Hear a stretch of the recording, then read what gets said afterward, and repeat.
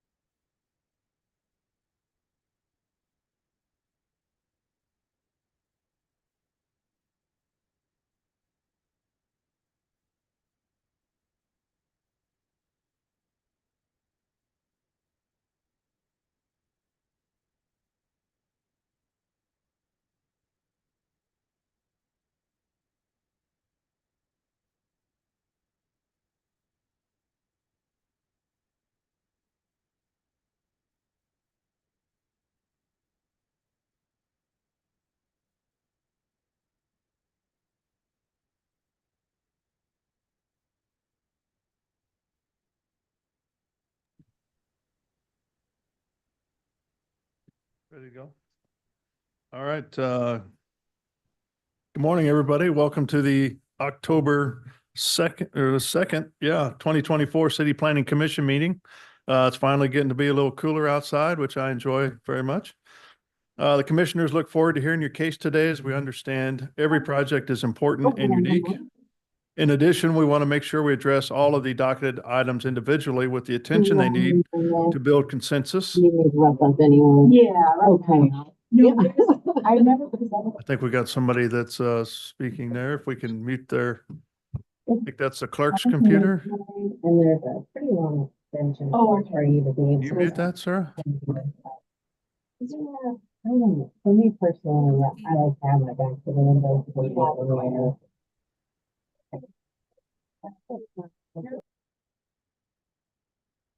Who's that? Okay.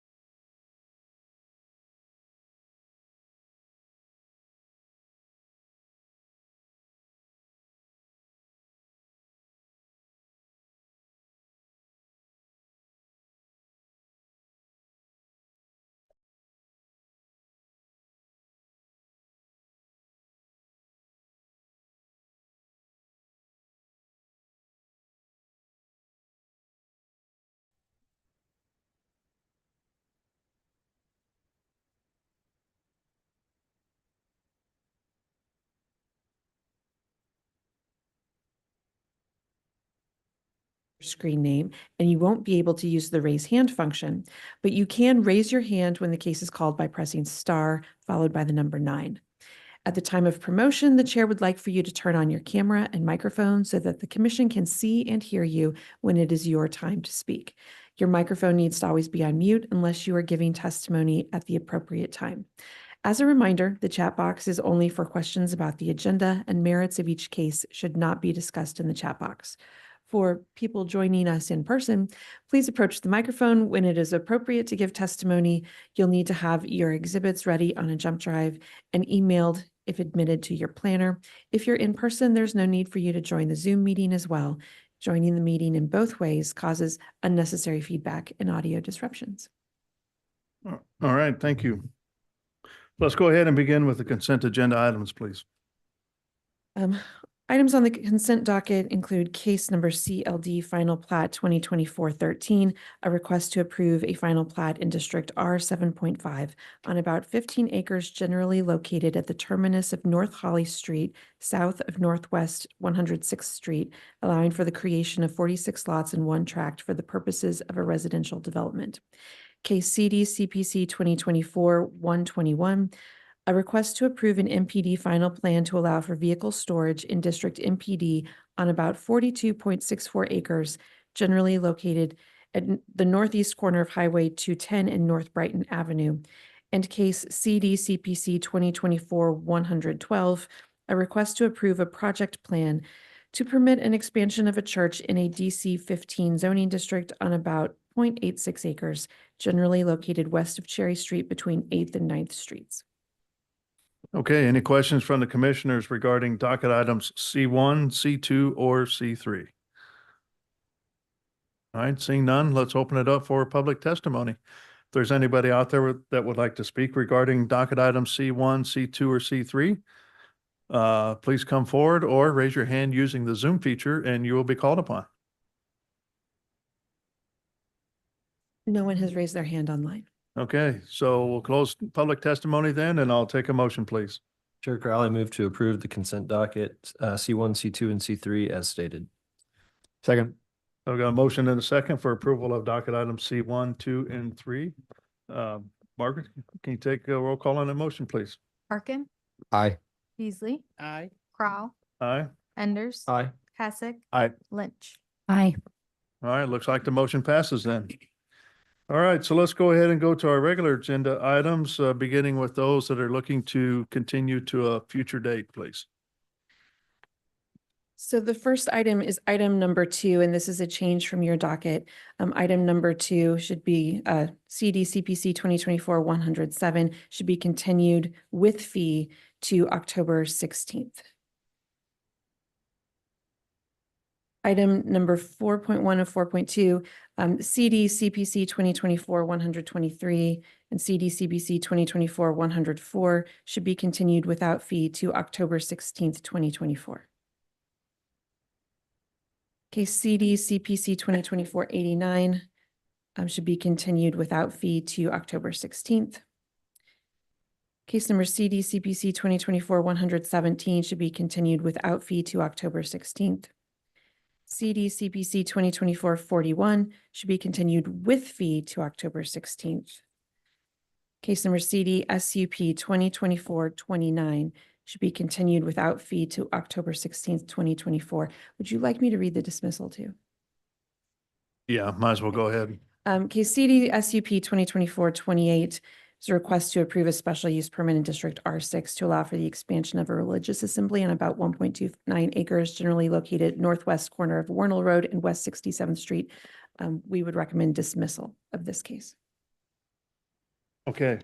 And so the first one you said was docket item 2. Docket item 2, yes. Yep, okay. And that's with fee to what date? October 16th. Okay. All right, with that, so any questions from the commissioners? We've got a lot of continuances today. Docket items 2, 4, 5, 6, 7, 8, or 9 regarding the continuances of those cases. Just a quick question for staff. How do we determine fee or no fee for continuance? Case number 2, we're recommending with fee because we've already advertised it. Staff is ready to hear the case and the applicant requested the continuance. Gotcha. The other one is the wholesale rezoning. I believe it's the same issue that the applicant is requesting the fee. Generally speaking, we will, if we are continuing to work with an applicant, we will request a continuance without fee. Is there any other situation in which we? Yeah, so if the staff report's prepared and we are ready, it's without, with fee. Just wanted clarification. Thank you. All right. So with that, let's open it up for public testimony. If there's anybody out there that would like to speak regarding the continuance of docket items 2, 4, 5, 6, 7, 8, or 9, please come forward or raise your hand using the Zoom feature and you will be called upon. No one has raised their hand online. Okay, with that, we'll close public testimony then, and I will take a motion, please. Chair Corral, I move to continue as stated in the docket items 4.1, 4.2, 5, 6, 7, and 8, to dismiss docket item number 9 and to continue docket item number 2 with fee to October 16th. Second. I've got a motion and a second for continuance of all those cases and the one dismissal. Margaret, can you take roll call on that motion, please? Parkin, Aye. Beasley, Aye. Crowell, Aye. Enders. Aye. Pasek. Aye. Lynch. Aye.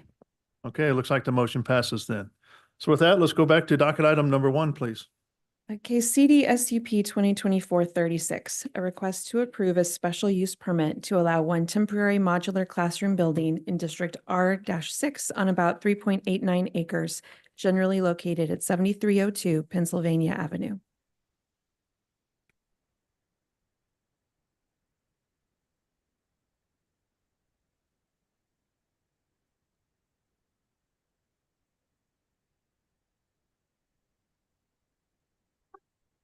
Morning, commission members. Good morning. One moment while I get my presentation pulled up. Is anyone raising their hand online? Okay.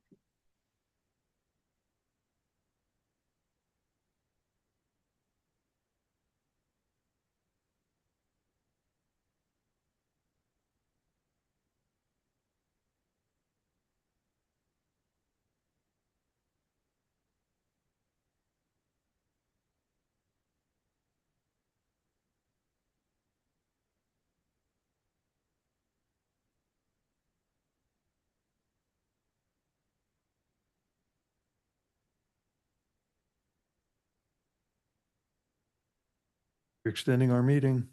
This was Should supposed to be- be short. Should be a quick one. As stated, docket item number 1 is for a special use permit for the Hale-Cook Elementary School located at 7302 Pennsylvania Avenue. Site is generally located in the Waldo area, just west of Warnell Road.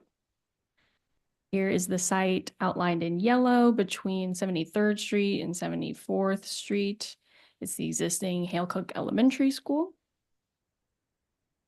And as stated in the docket, this is a special use permit to allow a modular building to act as additional classroom space for the school.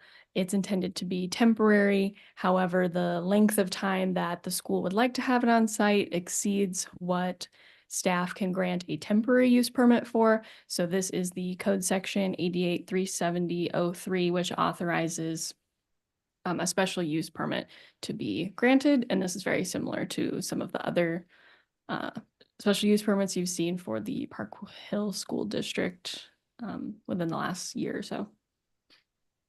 This is the approximate location of where the building will be. You can see it on the site plan.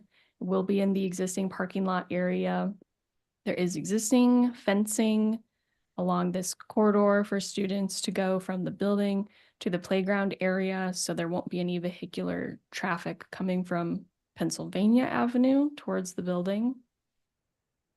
We have the standard elevations and some street views of the site. So this is the approximate location of where that building will be located. So you can see from Jefferson and then Pennsylvania. And there is a condition of expiration after 2 years of approval. So since they're unsure of how long they'll need the building, if they do need it longer than 2 years, they will need to come back to you and the Board of Zoning Adjustment to extend their use of the modular building. And staff recommends approval subject to that single condition, and I can take any questions. Okay, any questions from the commissioners? Nobody wants to ask about the 2 years. Can we extend that? Since they don't know, can we make it longer than 2 years? If you would like. Okay. All right, we'll ask the applicant, I guess. Okay, with that, let's welcome the applicant then. If the applicant is online, they need to raise their hand. We do have one person who's called in to raise your hand on phone number is *9.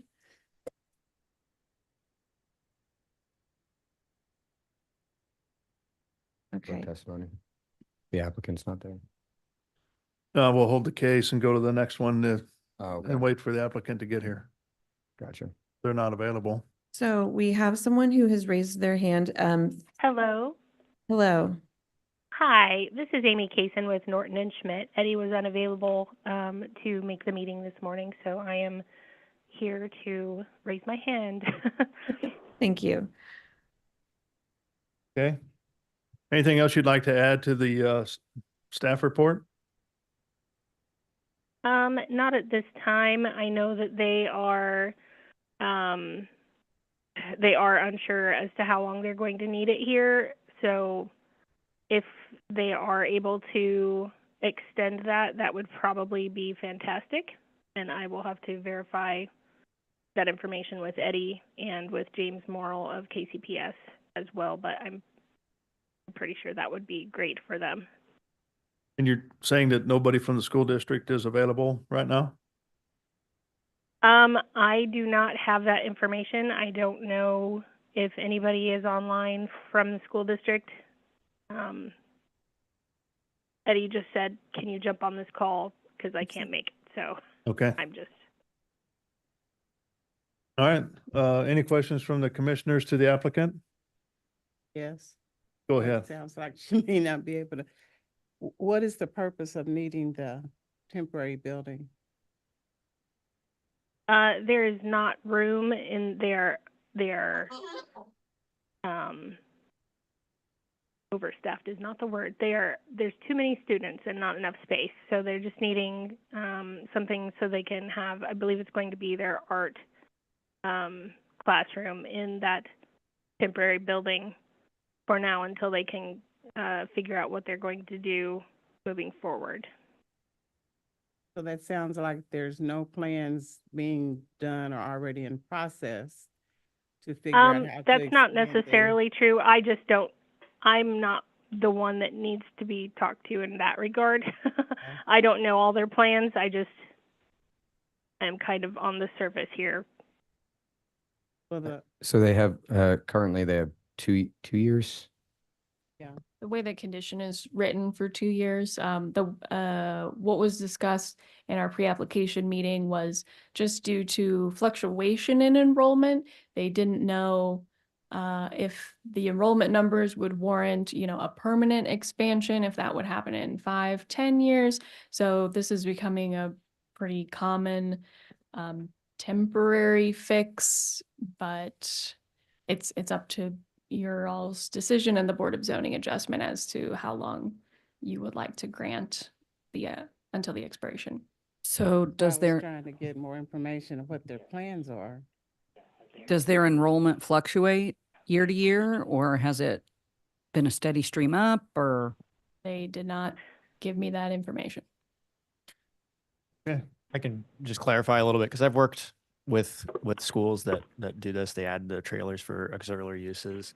The alternative to doing things like this is usually to do 2 to 6 classroom additions to your building. But when your curriculum is constantly expanding and having 2 to 6 classroom expansions and then multiplying that by 8 over the course of a few decades, the building becomes very poorly planned. And so usually these are done just to sort of as a short-term fix so that there's a sort of larger solution later on down the road. I'm So- just trying to determine if we should try to do more than the two that we have in front of us. If they really know what their plans are. And we've done that in other schools as, no, you're not Larissa, you're not Larissa. As stated. So we've done these mobile additions. But I was just trying to find out. So Kansas City School District, right? This is, Mhm. okay, and we know that they're going through requesting bond issuances to do expansions and improvements. So I was just trying to not make them go through too many hoops if they already know 2 years is not enough. And to keep it from coming back to us when we knew up front they need longer than 2 years. That's all I was trying to find out. Yeah, I wish somebody was here from the school Yeah. district to kind of fill us in on that information. Yeah, sorry, this is Eddie Phillips with Norton and Schmidt Engineers. Okay. Good morning. I've been in touch with the school district.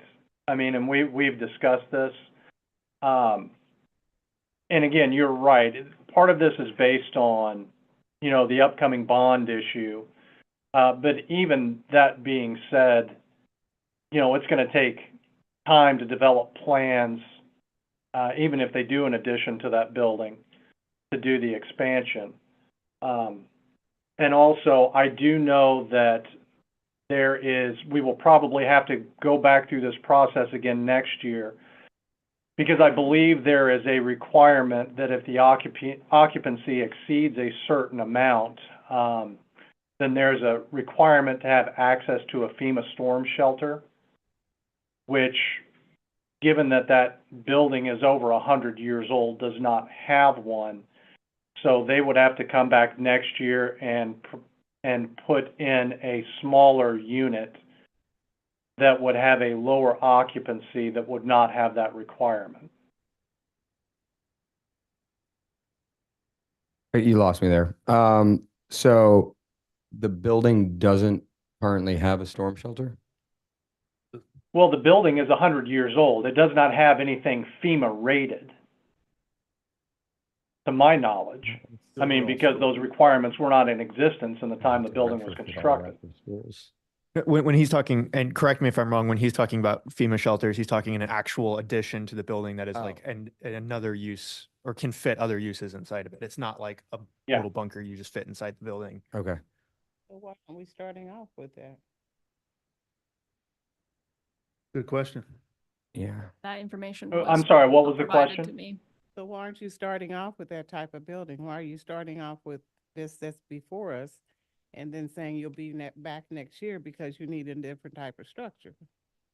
Well, because in all honesty, we weren't aware of that requirement until we started this process. So can you even use this building if it's not meeting the requirement or is So- this just? Yeah, well, so it's my understanding, and again, based on conversations with the city, that requirement would go into effect after 1 year. So we could use it for this year, but then would probably not be able to use it for a second year based on that occupancy. Isn't that a lot of money to spend on a building you're basically only going to use for a year? Well, I mean, this is a modular building, so the rental costs are going to be what they're going to be. I guess with that, then I wouldn't want to go more than the 2 years if we're going to revisit that. I would actually lower it then and say a year if that's the case anyway.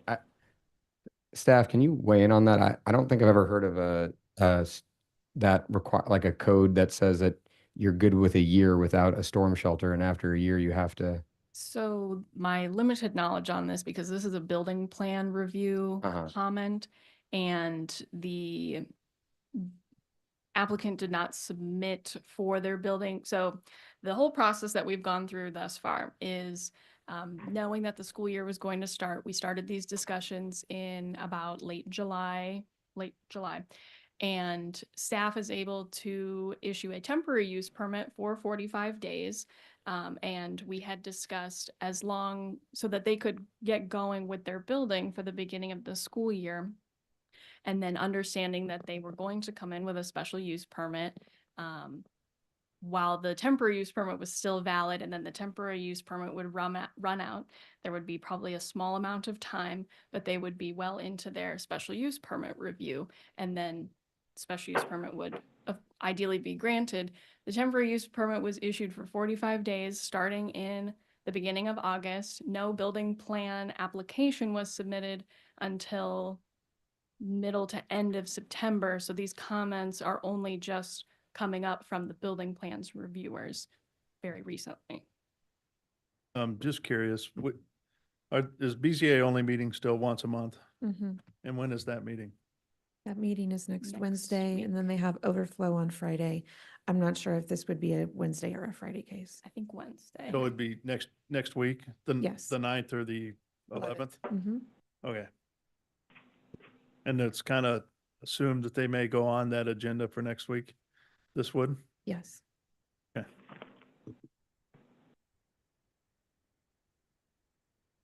Frankly, my thought is to continue this, to have a little more understanding from the owner as to what they're trying to do with this and what this project entails.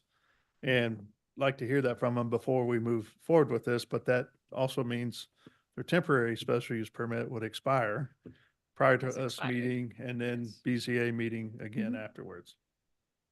And I'm not sure the time limit at this point that it will take them to receive their permits through the building plan review Yeah, process. right. Anyways. As an yeah. FYI, we plan for special use permits. We plan that they're going to be on the, immediately following BZA meeting, but Yeah. you should feel free to continue things if you don't feel like you have enough information. So can they have a second temporary permit issued? I believe we're able to issue a Extended. second, only 2 per year, calendar Okay. year. So we could, I would Okay. want to consult the code, but I believe we're able to issue 2 per Okay. year Okay. for 45 days. Mr. Olafu? Thank you, Mr. Chairman. Olafo Agbaji, City Planning and Development staff.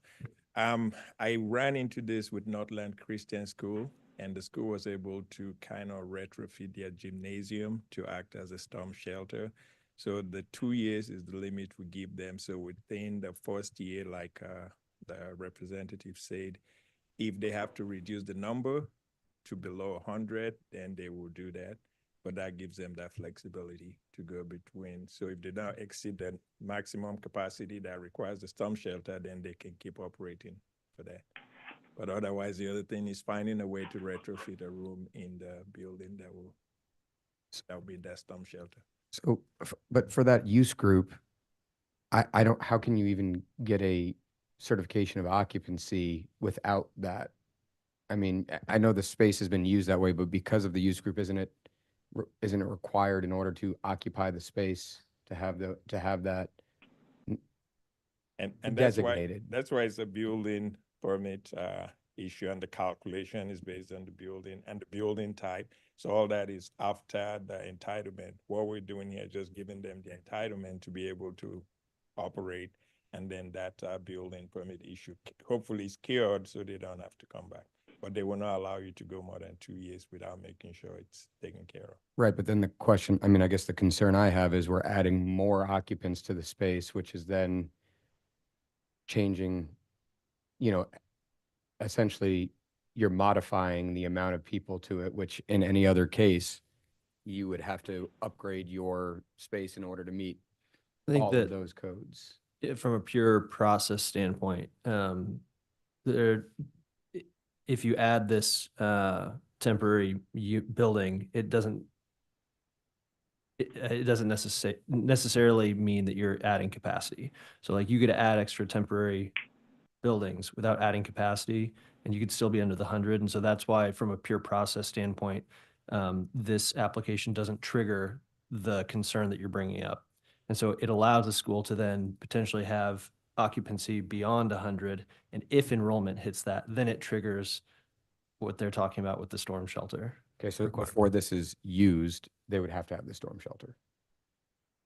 No. No, they can operate and they have that leeway for a year to 1 year. get that done. If their occupancy reaches a certain number, they have to have the storm. Let's say shelter. that you could go beyond 100 without the extra building and you're at 99 and then all of a sudden you have more kids enroll. You'd want that school to have a little bit of leeway to accommodate the I mean, I'd new- want it to have that leeway if it was safe.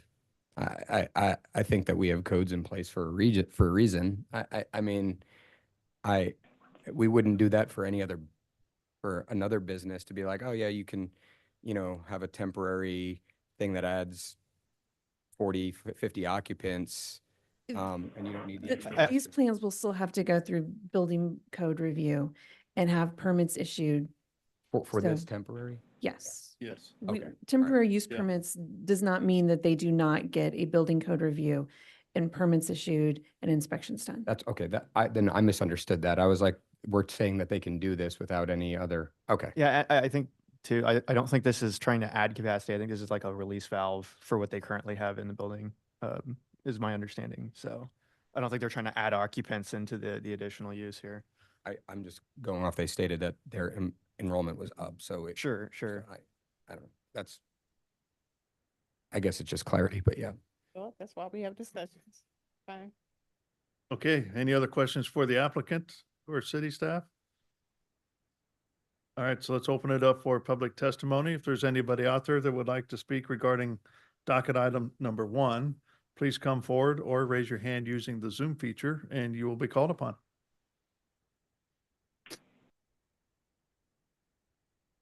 We do not have any additional hands raised online. Okay, so we'll close public testimony then. I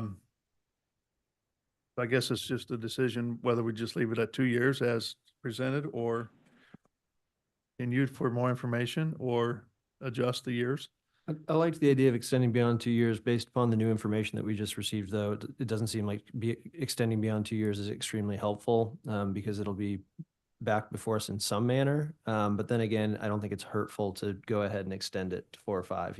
If the application that comes back that has to contemplate a storm shelter affects this, then it wouldn't have mattered. But perhaps they retrofit something and they would prefer that their special use permit was 4 years so that they can keep this temporary building without having to go through the process again. So I'd be in favor of approving it today with either 2 years or an extended duration. I'm in agreement with that, with either way.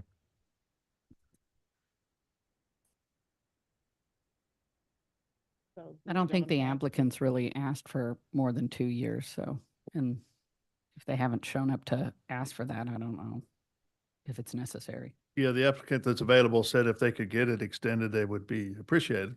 They would appreciate that, but yeah, it came from their consultant, not necessarily the school itself. So do we need to give you a specific length? Yeah, Mhm. that's part of your motion. My motion? Yep.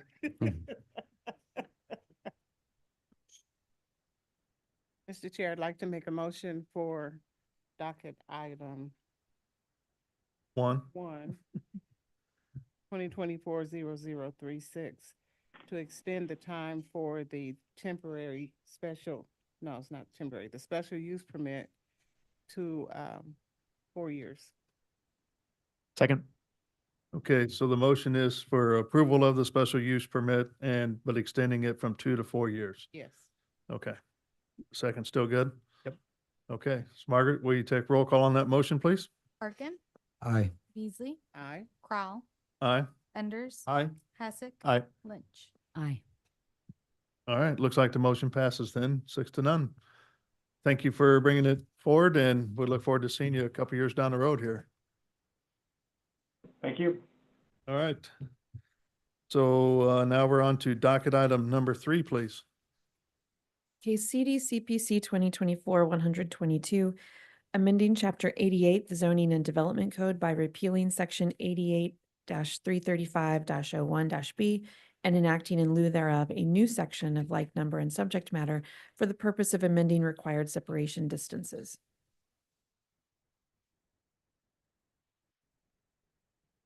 Morning. Good morning. Morning. Morning.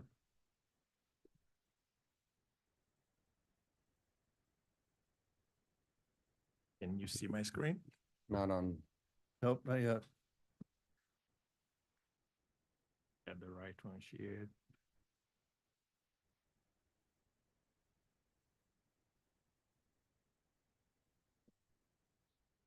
There, you got it. All right, thank you.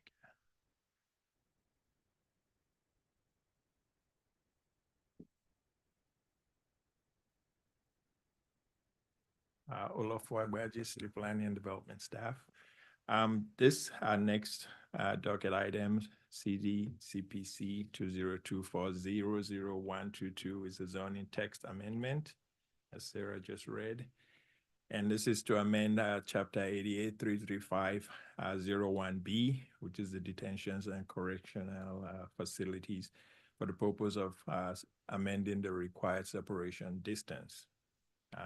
The zoning code does allow us to do a text amendment whenever, even though it's periodic, whenever we find reasons to clean up a component of the zoning code or to address policies and any urban planning best practices that arise as we go through.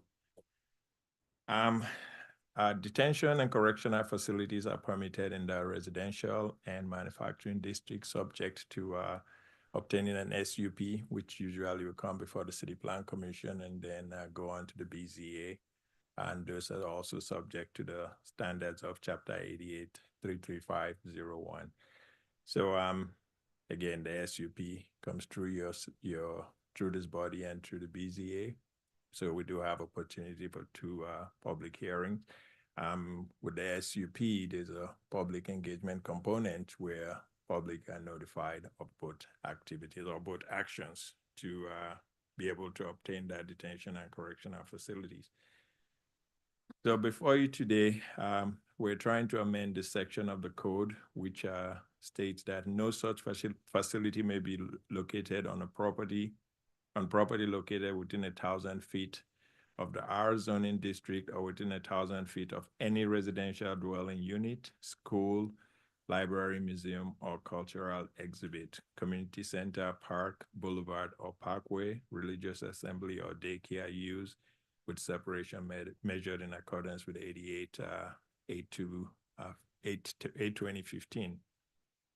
So the only tweak we want to make to this, and given special circumstance, is to add the language at the end of this that says, unless separated by the Missouri, Kansas, or Blue River, which will require 400 feet separation.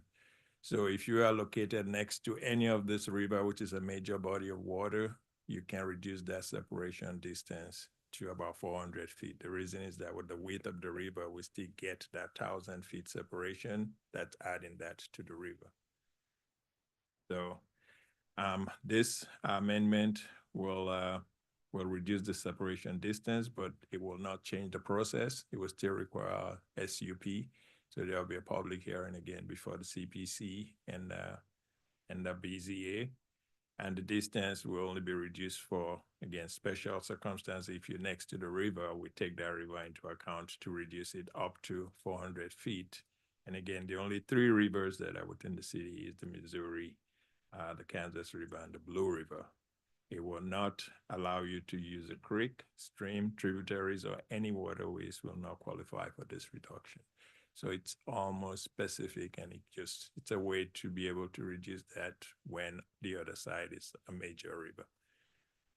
And I think that ends my presentation, and staff's recommendation is for approval, subject to just adding that separation distance, and I'll take any questions. Can you discuss why this came around, the derivation of this request? To go into details, we were looking, and again, this, I think I'll try to be as discreet as possible, looking into locating at specific areas. And there may be a chance that before this gets to an ordinance, there will be an additional, what would I call, acreage intensifier. So we may add acreage, you must have a minimum of so acreage. But it's a way to see where we can locate the next detention facilities. But again, the process will not change. It will still require the SUP. This doesn't affect the Jackson County facility, does it? I mean, No. It does not. It affect meets the current requirement as stated. Yeah, does not affect the Jackson County. Yeah. facility. Go ahead. Can you speak to the part in the staff report describing the BZA's ability to waive separation distance for halfway houses? And that's already in the code, and I just put that as reference because I was looking for anywhere else where it allows that. So that expressly allows the BZA to do it. So that could be another way we could go, is then either put this in that section or create a section like the halfway house where it allows the BZA to expressly reduce it to 400 feet if we want to put it in that section.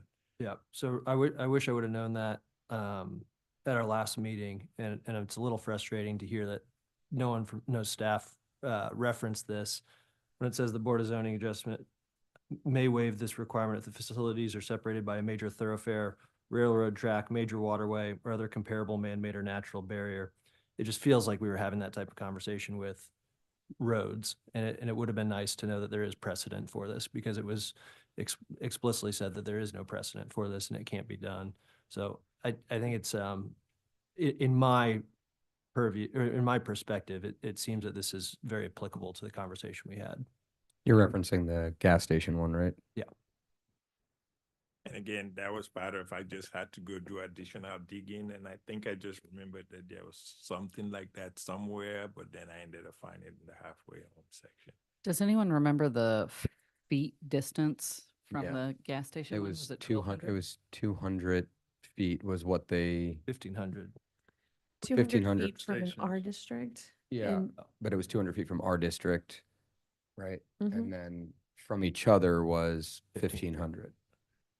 And then the city council increased that to 2,000 in a committee substitute.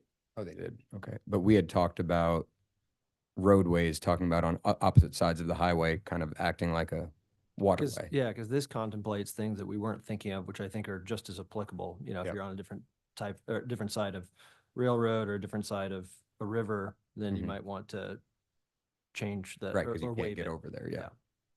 I don't understand why we want more separation distance between gas stations than we want a correctional facility from a school. Like that doesn't make logical sense to me. Like, how did we arrive at the 1,000 feet? So this is For going, detention centers, Mm-hmm. I don't know that either of us has the background for where that existing requirement came from in the code. And my research showed the last two ordinances, I think. Speak into the 20 microphone a little bit more, please. The research Thank- I did showed the last two ordinance was, I think, 2011, but by then it was already there, so I could not search further beyond that to see when we introduced it. so this didn't come about for what's going on over at Paseo, the mental health facility, No, because you have the school right across the way, the KCU. Yep. So, because this would attribute that, right? Because the distance was 1,000 and it's going to 400. only if it's next to a river. River. Yeah. And that's major. why we mentioned those three rivers. The language does have those three rivers, so you cannot reduce it. You do not qualify for it. Do we have to, does the language have to be more specified, saying that like obviously across river, not like, because if they say reduced and they're right next to each other on the same side of the river, can they still be only 400 feet rather than 1,000? No, because then they would not be separated by the river So it says That's what the language is. So we're unless going to, separated by the Missouri, Kansas, or Okay. Blue River. sounds good. And then understanding your effort of being discreet, is this in front of us because there are potentially multiple sites, or is this really coming forward for just one potential site? I want to say multiple site, so, That's the answer I was hoping for. and Although we're focusing on one. And again, I said, this is going to move forward, and the council has still has the right to reduce the distance, or staff may even recommend minimum acreage to qualify for this. So, and you must have, say, like, you must have a minimum of 30 acres based on just what we come up with. I mean, my concern for something like this would be, someone who ends up being across the river from a facility that they did never anticipate was allowed by code, and it could certainly change the view, the perceived value of, or the actual value of the property. And if there are multiple sites for which this makes sense, then I'm more comfortable recommending approval. But if it's for one particular site, then it would feel like the incorrect process to me. Okay, any more questions from the commission? Yeah, I'm still trying to filter this out. So we're saying building A and building B can now be 400 feet apart if they are by the three rivers that are listed. That's correct. So there's no consideration of what that does for density by moving it to the 400 as opposed to leaving it at the 1,000? Just like the halfway house, let me see if I have that up here. It goes further to describe additional separation, which in this case is major thoroughfare, which has a width that's specific, railroad tracks, Yeah, major I'm fine with that waterways. part. I'm Yeah. not even talking the other things in the area. I'm just thinking now on actual structures that are in a block. If I'm following y'all right, instead of saying they have to be 1,000 feet apart, we're saying they can be 400 if they meet those waterway requirements. Yeah. That's correct. And they have to be zoned manufacturing or R80. So those are the only areas that detention facilities are allowed. And this is specifically for detention. That's the thing I think I didn't get. Yeah. Okay. So the zoning also comes into play. And then it's just for detention facility. That's it. Not for halfway house. That's a separate requirement. Not for any judicial, any court order. Those are different. This is just for the actual detention facility or a jail. So. No residential or business development, only manufacturing areas. Well, R80. Yeah, R80. And the R80 is because of the size. So you have to have a minimum of 80,000 square feet. And then there's the same separation distance plus the R80. So it's not going to be in a B1 or any B zoning. It's not. So it's got to be M or R80. Thank you. I think that was my call. So just to kind of follow up on Forstein's question, if you got building A, does the 400 feet apply to the other side of the river? Or can they both be on the same side and be 400 feet apart? No, I think that's what I. That the river It has to be, separated by the river. so the river has to be in there too to get the 400 Yeah, feet. to get the But if they're 400 on the same side next to each other, then it's still 1,000.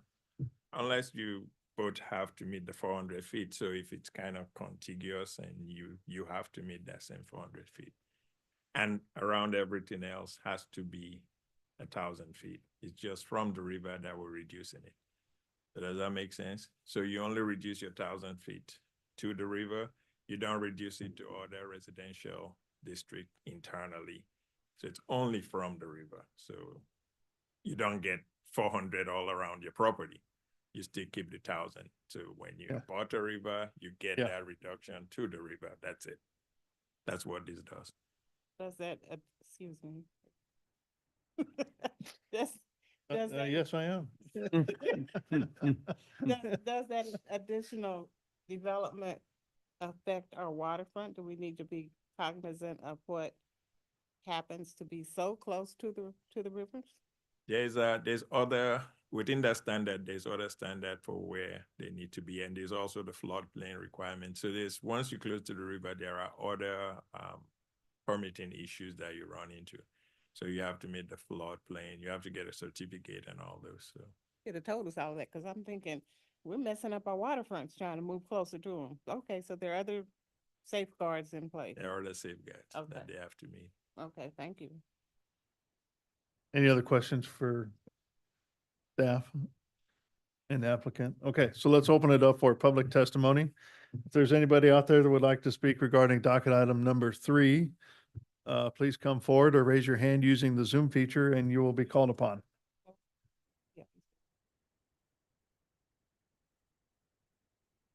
We do not have any raised hands. Okay, we'll go ahead and close public testimony then. Anything else to add? Olafu? No, that's it. All right. Then I'll take a motion if we don't have any other discussion. So I want to reiterate my thought that if the city's, trying to solve a tough problem and finding multiple solutions where this might be helpful, then I think this is great and makes sense. I would just hate for us to be codifying something or doing something that is for one project. And it's tough when we don't know, and I understand we have to be careful about it or have discretion with it. So that's the hesitation, but otherwise, I'm eager, as a Kansas Cityan to solve this problem. So I think I'm in favor of it as long as we feel good that we don't feel this could adversely affect those who are going to be, this is carving out and allowing something that isn't allowed right now. And we just don't know who's going to be affected by that should a particular project come forward.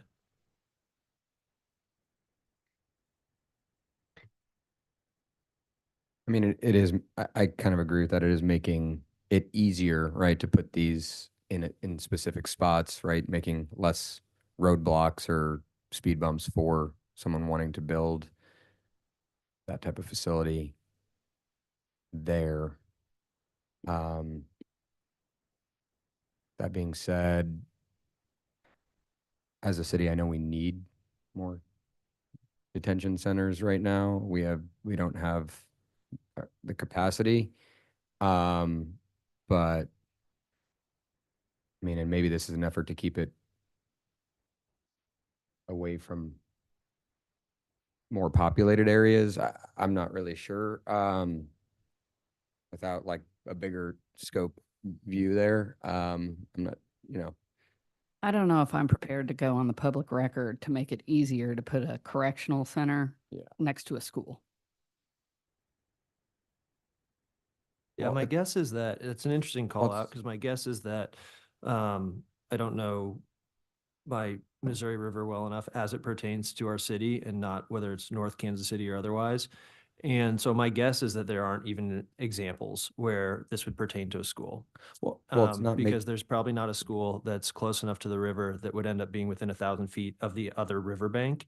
So I don't think that would be an issue, but that's what's so tough about something that feels like it's written for just a general rule when we know it's like, no, it's a specific site. And that's what makes it a little bit more difficult because again, if this ends up, for example, and again, we know it's got to be R80 or manufacturing, so that limits spaces quite a bit. I think if I kind of knew, hey, here's an example where this isn't going to affect Shoto Estates, for example, because the way that this R-zoned area is, it's not adjacent to anything where this would make sense. But here's an example where it could happen in an area that isn't going to negatively affect anyone. and I guess maybe clarity is the only way it's getting technically closer to a school is if something was to be built on a waterfront. Instead of having the 1,000 feet from the waterfront, it drops it to 400 feet. You still have, so what you are technically reducing it is whatever the requirements on the other side doesn't really matter. You're reducing it to 600 closer to the waterfront. But isn't the current requirement 1,500 feet from the R zoning district? It's 1,000 feet. 1,000. Oh, it's currently 1,000. Yeah. Yeah.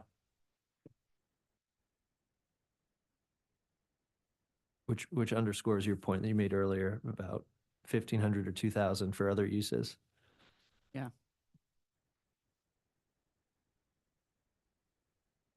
And before this goes to our city council, I can do a simple GIS analysis to tell me what those parcels are. You want to see that? Okay, anything else? Looking for a motion here.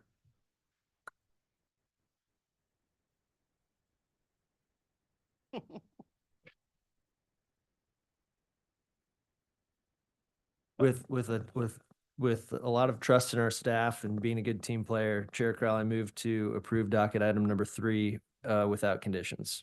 Second. Okay, so I've got a motion and a second for approval of docket item number 3, as stated. So Margaret, can you take a roll call on the motion, please? Arkin,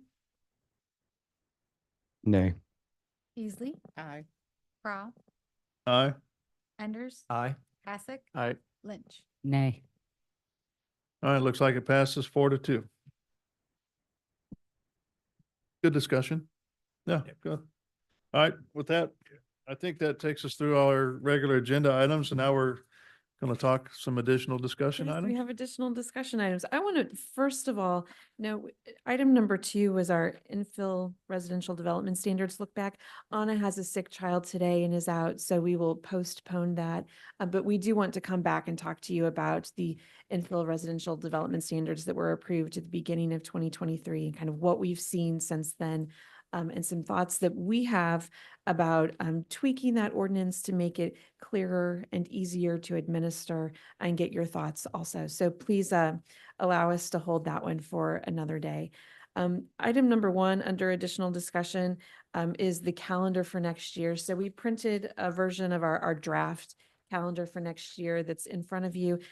The main reason why we want to get some feedback from you is that your very first meeting of the year would fall on January 1st, which is of course a holiday. And so we would just like your direction on whether you'd like to reschedule that meeting for another date in early January or cancel it altogether. The last time we had a CPC meeting that fell on January 1st, it was just canceled. We can't tell you at this point what we think the docket might look like because we haven't gotten to that application deadline. We do have a number of people who have told us that they are aiming for an application on October 28th, which would be the last CPC meeting of the year. So we're just, let us know whether you want to hold a rescheduled January 1st meeting or just cancel. And then once we get your direction, we'll publish the calendar for next year. My opinion is to cancel it altogether. If we're finding that there are a lot of cases that have been submitted all of a sudden, we can always schedule a special meeting. So that's my opinion. I agree with that. Okay. So just to make sure I'm following you, when you mentioned our last meeting was October 28th, The You're last actually deadline of the saying- year is October Okay. 28th, and that would be your December 18th I was meeting. going to say, so you're telling us we're off November? No, no. The last day for someone to submit an application to be heard in 2024 is October 28th, and that would be for your December 18th Okay. meeting. So Thank you. And then if we cancel January 1st, then the next deadline after October 28th would be November 25th, and that would be for a January 15th meeting. At Thanksgiving that period? That is Thanksgiving week. yeah, well, I think isn't Thanksgiving the 28th or 28th, yes. 28th? Yep. Our deadlines are on Mondays. Okay. Our application deadlines are on Mondays. Well, that means, Okay. so we have a meeting the day before Thanksgiving too. Of course, it's Thursday. No, so we'd it's- have the week before Thanksgiving, Mhm. Oh, the 20th. oh, okay, right, okay, all right, we're good. So the 6th and the 20th of November. Works for me. They will cancel January 1st. Need a motion on that or? Why not? Okay. So I make a motion that we cancel the January 1st, 2025 meeting. Period. Second, yeah. Margaret, can you take roll call on that motion, please? Arkin, Aye. Beasley, Aye. Crowell, Aye. Enders, Aye. Hasek, Aye. Lynch. Aye. Okay, motion passes to cancel that one. Okay, thank Yeah. you. And then our next discussion item, we would like to be providing you all with training on a regular basis so that you learn more about the code, about development management, but also about the compliance that our division also does. And this kind of came up into some discussion at your last meeting.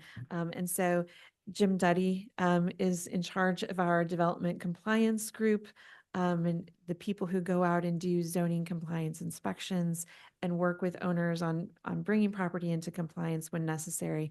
And so he's here to give you all an overview of how that process works and what our staff does in working on zoning compliance issues. And so he has a brief presentation to help you all learn more about development compliance. It's an interesting topic.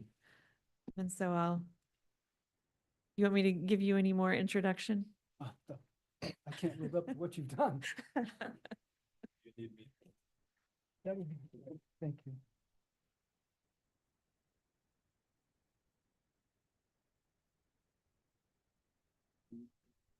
Each one of the 3 handouts.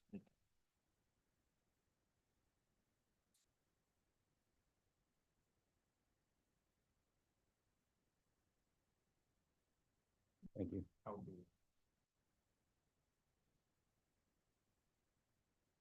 Thank you.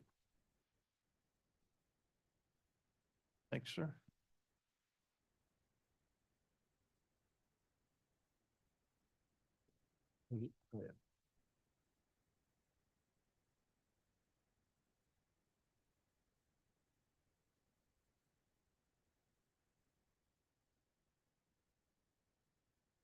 Did everyone get 3? Oh, you're just, okay, I'm sorry.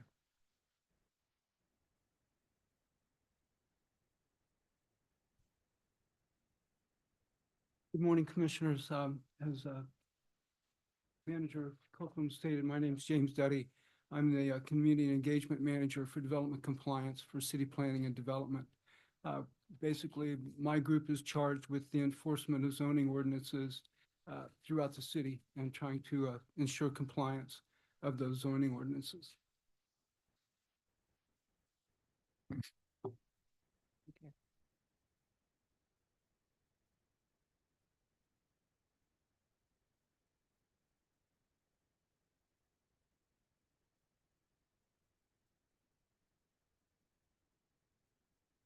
I appreciate the opportunity to Thank you. let people know what we do. We're on the 14th floor, and a lot of people don't even know we exist. So it's kind of nice to get out and talk a little bit about what we do and how we work within the city. We're not generally the most received group that shows up in different sites. Is your stuff more planning zoning related versus code compliance, or is it both? It's zoning code compliance. Okay. And we'll go through that as we go through the presentation. Okay. A development compliance casework from beginning to end. How cases are received. A complaint is made to the 311 call center. I don't think you're sharing with everybody yet, so if you don't mind.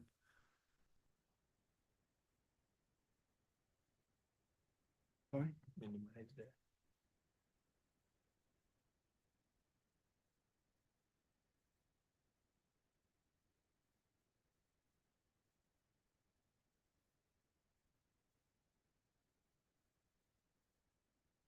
Can't see.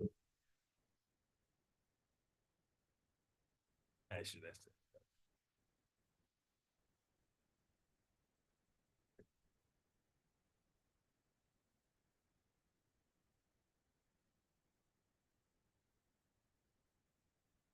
You got the wrong guy helping you, dude.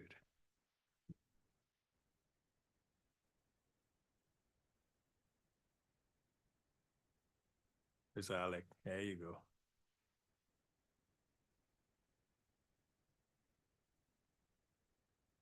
No, he didn't join the meeting. That's why he came.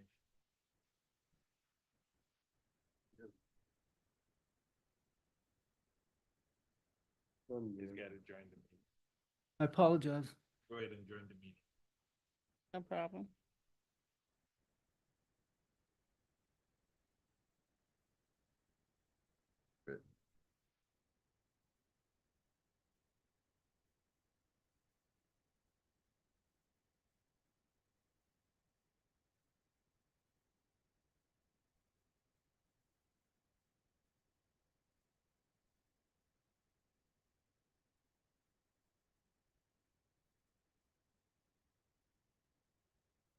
volume.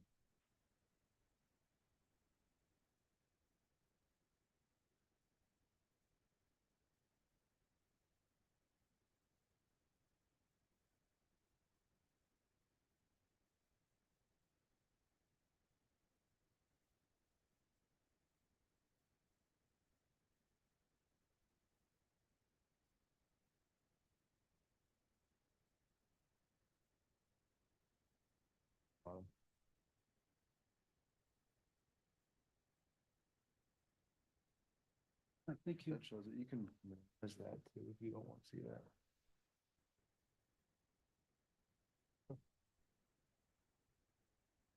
get your patience. Okay, we'll start back. A complaint is made through the 311 call center. Almost all of our cases are generated through complaints from citizens.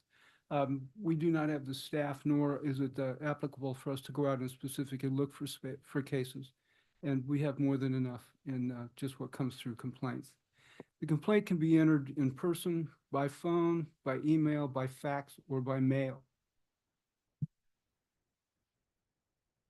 Once a case is received, the case is sent to a case router who reviews the complaint, and a case is created with the InterGov Compass KC system. This allows both the internet workings with InterGov within the group itself, and then also transparency for citizens so they can look and see what's going on.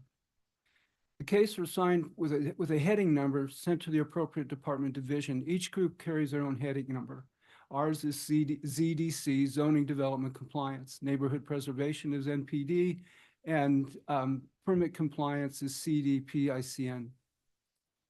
The Development Compliant Branch of Development Management Division enforces violations of Chapter 88, which is the General Zoning Code, Chapter 72, which regulates RV parks and mobile home parks, Chapter 28, which is the floodplain of the General Ordinance of the City of Kansas City, Missouri, and approved conditions that are set by the CPC and the BZA that are not fulfilled. In addition, development compliance reviews certified legal nonconformance use applications and determines whether they are acceptable and approved or denied.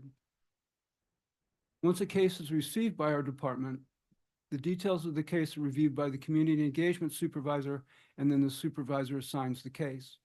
An on-site investigation inspection of the complaint is performed by the investigating officer. The officer will be looking for and documenting evidence that either supports the complaint or refutes the complaint. If no evidence is found to support the case at the time of inspection, the site will receive an additional inspection at a later date. This inspection is to confirm the site is in zoning compliance. If no evidence is found to support the complaint after the second inspection, the case will be closed. If during the inspection evidence is found supporting the complaint, the evidence is documented. The investigating officer will send a notice of violation for the found zoning violations. You all have a copy of a notice of violation that states what we look at. The notice will state the designation of the property, the conditions found in violation, and where the use is first allowed. The notice generally states the recipient has 15 days to abate the violation, and there are certain circumstances where additional time to abate is allowed. Can I ask a question here? Please do. So when you say evidence, is that evidence that your team visually sees and observes on the site, or is it just testimony you get from the person who put the complaint in, or neighbors, or whatever? So can you kind of explain what you mean by evidence? Absolutely, absolutely. Quite often, we do have citizens that are willing to submit evidence, photographs, and testimony. The basis of ours will run off of our own investigation. And you do have the notice of violation that you have for 3414 Charlotte. This was, I'm glad you asked the question. This is an actual investigative site. So we look at the site, we make documentation of the address to ensure we're at the right site. Also the residence, so we can testify that we were at that site. Then we look at the conditions found. Now this was brought up as vehicle storage and auto wrecking and salvage. This is at 3414 Charlotte, which is an R25 zone district. this would be first allowed in a B4 zone district, or for auto salvage in an M district. The vehicle storage would be the B4. So we begin to look at the evidence. We see vehicles that are without license. So that starts to lead us to believing that there is vehicle storage at the site. Now, this particular device here, this is an engine hoist. So we're looking at vehicle salvage, what's going on. That leaves a little bit. We still see the PowerPoint, so. Okay. I was being selfish because I was looking here at the picture. Are the pictures showing? On mine. Well, yeah, the other, One of the I screens. think you have to go back and share the screen, not just the PowerPoint. Okay. Um, Alec. Back.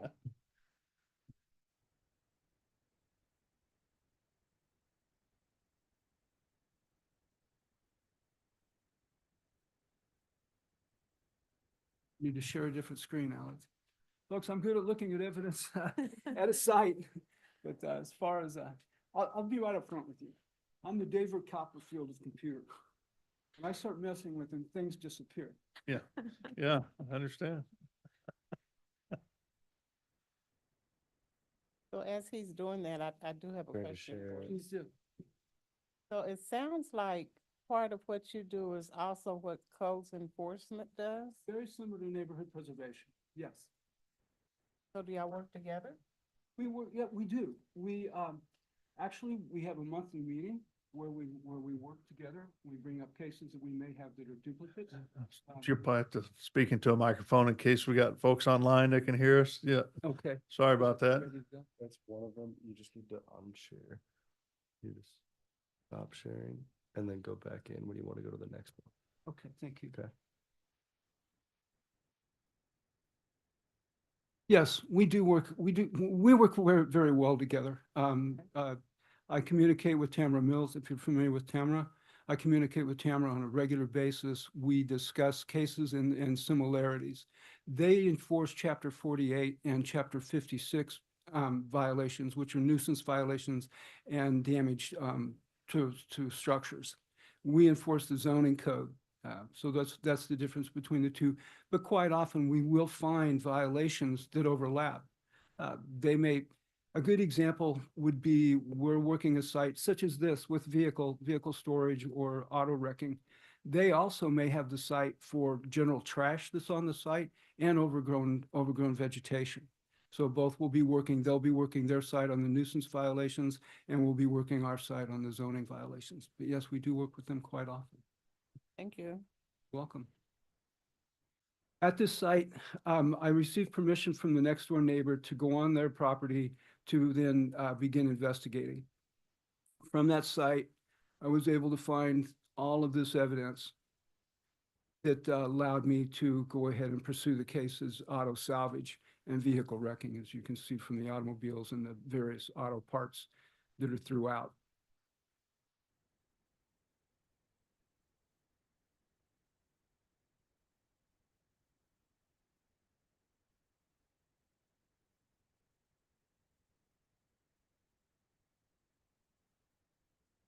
Of this, so when evidence is found, notice of violation is sent. As I said, it states what has occurred and that they generally have 15 days. This is an example of the notices that were sent. Now, these are two different types of notices. One is for 3414 Charlotte, the site that we were just looking at, and that carries the normal 15 days to correct and to abate. The other is actually where we're enforcing conditions that were imposed by the CPC that have not been fulfilled. They failed to add a trail that they were required to add to a bike trail and also a sidewalk. Both were not done, so we are now pursuing that. This will give them due to the flat work that's required, this will give them 90 days to try and correct.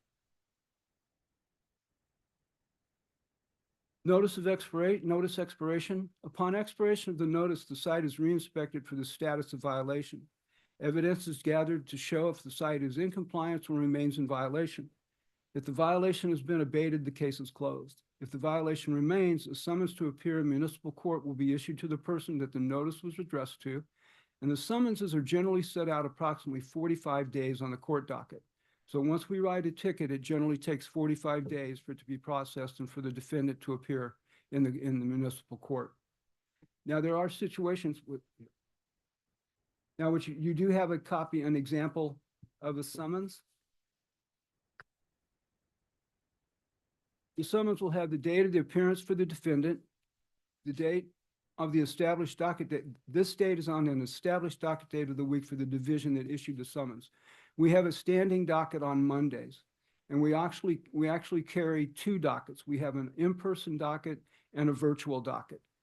The in-person docket is generally for trials or defendants that have failed to appear for arraignments. The second docket of the day is generally for arraignments. They can appear virtually and enter their plea of either guilty or not guilty. Officers participate in both arraignments and trials. Quite often, if the defendant, not as often as we'd like, but often the defendant will plead guilty. If they plead guilty, the judge will then ask us what we found at the site, if it has been abated, and that will influence him on what he's going to issue as a sentence. If they plead not guilty, a trial date is set, and then that date, trial dates are generally set out an additional 30 days. So we're looking at 45 days for the original arraignment, and then another 30 days that generally follows up for the trial date to be set. We also have variations that can continue this. The case that I chose for 3441 Charlotte, the defendant in that case, he failed to show up for his first arraignment, was set for an in-person arraignment. He failed to show for his second arraignment. A warrant was then issued. The warrant, he was then set for a third arraignment. He failed to show for the third arraignment. So we're looking at a period of almost 5 months in trying to get this defendant to court. He did finally appear. I don't know, he may have been picked up on the warrants, and that's why it was brought in. He then appeared. He pled not guilty. The trial was set. He was found guilty through the evidence that was gathered. And then he was given time to abate. So he was given 30 days to abate. At the conclusion of that 30 days, it was not abated, but there had been progress. So the judge then gave him another 30 days. So in this situation, we're looking at well over 6 months to try and bring a correction to this case. Now, not all occur this way, but that is not uncommon, especially for us to have warrant statuses that stand out for a period of time. Just on a personal note, I do have a defendant that I've been working with for probably the last 3 years who has over 20 outstanding warrants and failure to appear. So we try to address them as we can, but we can't enforce the warrants. So as I just said, we do have continuances. Also, with the Board of Zoning Adjustment that can carry something out is an appeal of a determination. The defendant, as it states in the notice of violations, they have the right to appeal to the Board of Zoning Adjustment. The case is then put on the docket, and then they plead their case to the Board of Zoning Adjustment to determine whether or not they feel that the officer worked within their means or as they should, or the officer erred and that should be dismissed. Quite often, these can go on for a long period of time. Everybody's familiar with herbivore. We've been working an appeal of determination for 18 months with herbivore. So these appeal of a determination can go quite a bit of time. Can you elaborate on that a little bit? The fact that they then applied for the MPD, when an appeal of determination is made, it stops any further action by my group. We cannot do anything until the case is heard by the BZA and a determination is made by the BZA. With them applying for the MPD and the process that it took for the MPD to carry on, there were continuances through the BZA for each time they were waiting for a hearing or waiting for an outcome from herbivore and the system and the way that it was working. So as long as you all went through with herbivore, we have also. And then, as I stated, failure to appear by defendants. We can have failures where they can go for a prolonged period of time. I will tell you, it's an interesting job. I enjoy I started as an investigator. I worked up through supervisor and now to the point of manager. It's not always pleasant. You know, people aren't really generally very happy to see you, and they don't like going to court. But we do feel that we do make a difference for the city. We did get 3414 Charlotte cleaned up, and the neighbors no longer have to put up with that going on with their neighboring properties. So we do make a difference. We do, I wouldn't say, I would say we probably enjoy what we do, but it's not for the fact that we prosecute, it's for the fact that we're working for the betterment of the city. Quick question. Certainly. I haven't heard any dollar amount attached to fines or violations. Well, I'll explain. Previously, we had the ability to fine up to $1,000. A few years ago, there were several disturbances that were going on throughout the state. There were some locales that used that to enhance what they were generating for their community or their public entity. The state legislator determined that that was unfair, which obviously it is, and then they set a cap of $150 for the maximum fine that can be instituted. So generally, they receive a fine of $150 and $52 court fee. So it runs approximately, a little over $200. Now they do receive on the case with Charlotte, there were 2 violations, and there were from the date that the notice expires, each date after, that property is in violation, and a summons ticket can be written for each day afterwards. That gentleman received, I remember off the top of my head, at least 6 summons for failure throughout the time to appear. So each of those carries a $200 fine. So it did mount up to being over $1,200 that was incurred by that gentleman. Is the $150 per violation or per ticket? Well, per ticket and per violation are the same. Okay. We write a ticket for each violation. So if there's 3 violations at the site, they receive 3 tickets. Is there a time frame if it's not, do they compile? Like ticket wise? They just continue to amass. And so they can, in theory, there could be a situation, and it does happen, where the prosecutor will ask us to go every week and write a ticket for each week. So they can compile to 7, 8, 9, 10 tickets. And generally in that situation, though, I will tell you that they generally get an attorney when it starts reaching those fees, and then plea bargains come in, and so some of the violations are dismissed to allow.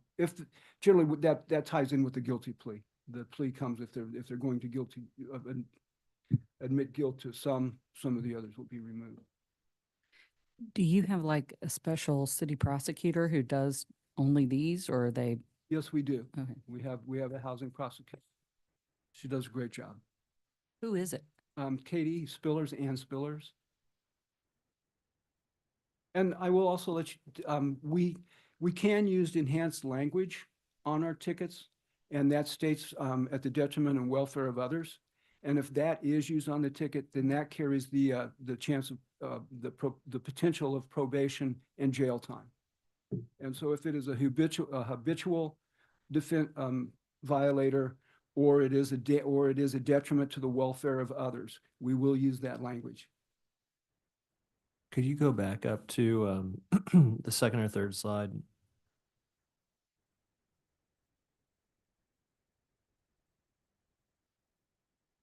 Okay, next one.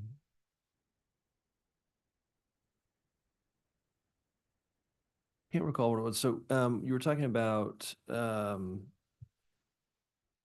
can't recall what the term is, but when something's non-compliant, but you all sign off on it being non-compliant, is So that? certificates of legal nonconformity. Yes. Can you explain that again? Sure, a certificate of legal nonconformance. Thanks. That generally comes about through a mapping or text amendment that has changed the zoning or the text of the ordinance. A good example, a really good example, say an 8-story apartment building. This happens over in Northeast quite a bit right now. An 8-story apartment building that was built previous of 1923 when the zoning ordinances came into place. There at that time, there was very little requirements for setbacks and lot area. That's been rezoned to an R15 zone district. Well, now there are very specifics that carries, for each unit, it carries a 1,500-foot requirement of lot area. So that is now a non-conforming site. So with that, they cannot receive building permits and they cannot receive electrical upgrades. So they have to receive a legal non-conforming use permit. We examine what it was when it was originally built. We ensure that that's what it was. It was lawful at the time that it was constructed. So it is now a lawful, a non-conforming use, lawful use that allows them to continue to use the property. And you talked about how most of the work that you all do, it's brought to you by a complaint. So in this instance, is that brought about by a code amendment, or when do those come about? Well, when there is a text or a mapping amendment, a notice is sent to all the property owners that may be in non-conforming use.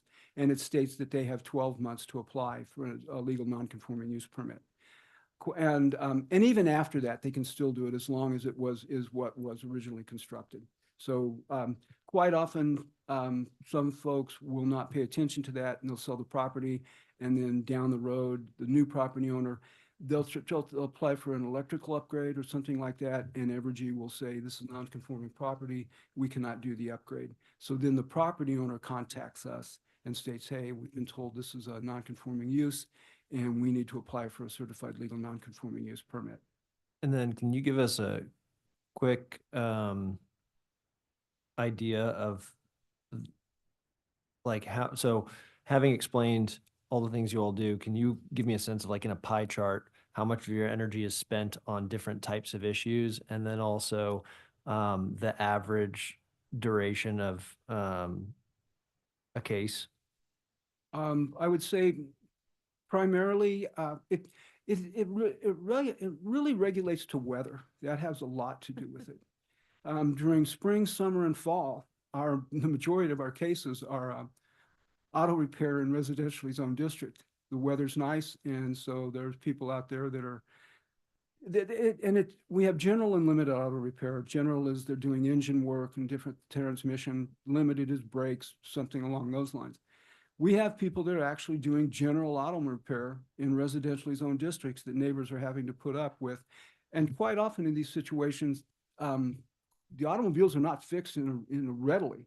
So there may be several autos on the site that are in states of disrepair. So I would say during the summer months, probably 60 to 70% of our cases are general auto repair. We receive, I would say, additionally with that, non-conforming uses, probably around 5% when we're dealing with that. We receive housing that's not being used properly, people that have converted. They're in an example, they're in an R6 zone district and they've converted their property into a fourplex. That's probably runs around 20% of what we deal with. So just off the top of my head, those would be generalities. Yeah, really helpful. Thanks. And then during slow times, busy times in between, how quickly are you getting out to a property after you have received the complaint? Currently we're generating out probably within about 2 weeks. We only have 4 officers for the whole city. And so, and then with the herbivore example, if it takes 2 different paths, so let's say city council, so I think it was, recommended to not be approved by neighborhood committee. If it's not approved or held up, then what happens next? I don't know, because that has not happened yet. Okay. So now, in all probability, if it all stops, then we will enforce the original violations and they will receive summons for what the original violations were. And so a property, in theory, if it's a larger property such as this one, if they are revenue producing, could calculate what $200 does to them and drag it out for longer and longer. What's the Absolutely. worst case scenario of how long someone drags something out where it doesn't reach the severity where you can say there's detriment to others and you can threaten jail time? That's an arbitrary decision. We determine when we want to make when we want to make that call. And it's generally based off of evidence and, their response. Cool, thanks. I do have something I want to bring back up. That was when I'd asked about neighborhood preservation. You were sounding like the codes officers. Yes. Some of the same types of cases I'm now hearing you handle. Which one is the better path to travel? Coming to your department or going through neighborhood preservation? It depends on what the violation is. If it's a zoning violation, it's going to, neighborhood preservation, let's fall back to one we're using right now quite a bit, is the auto repair.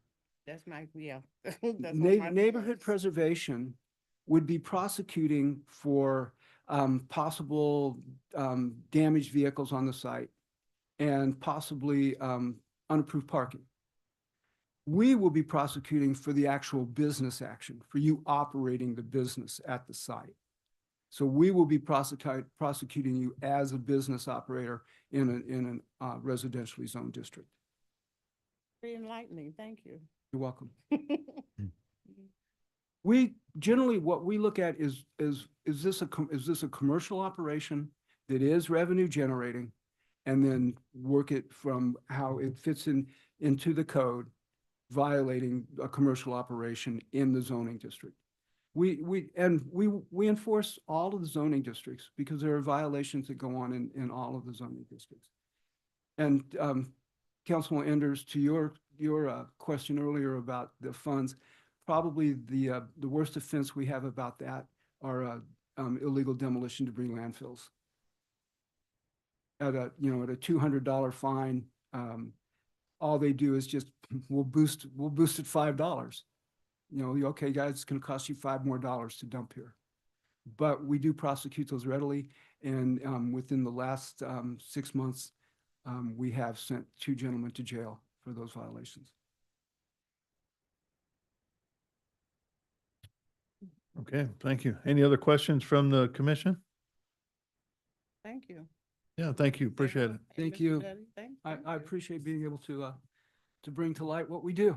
Yeah, it's the very under the radar part of our division, but very important for enforcing the zoning ordinance and the conditions. I want to underline that Jim's group enforces the conditions that you all set on applications as well.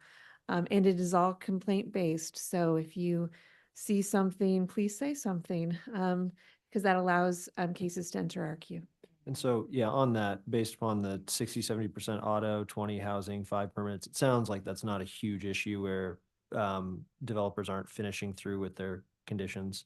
For the most part, yes, people do comply with their conditions. But there are times when they don't, and then we have to start some sort good of to hear. compliance effort. My neighborhood, we're still waiting on street trees. Been a couple of years.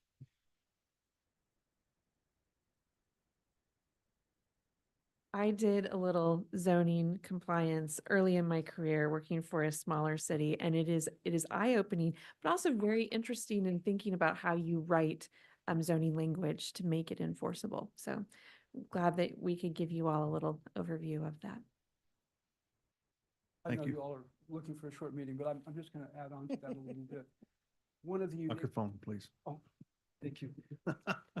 One of the unique things about Kansas City is the fact that compliance and planning works together. We're one of there's probably not a handful in the city that work in a hand-in-glove situation like this, where we can look to them for writing the ordinances and they can talk to us about how it can become enforceable.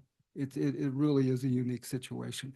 And the fact that we can get feedback from planners on what's going on, and they can get feedback from us on how the compliance aspect of it works. So it really is a unique situation. You'd think that would be the standard.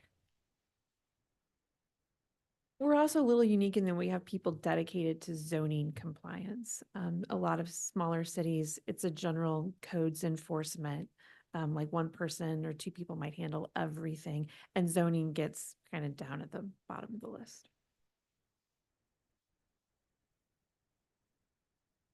Okay, Thank you all. thank you. Excuse me. Anything else to bring before the commission today? All right, motion to adjourn Second. and see you next meeting.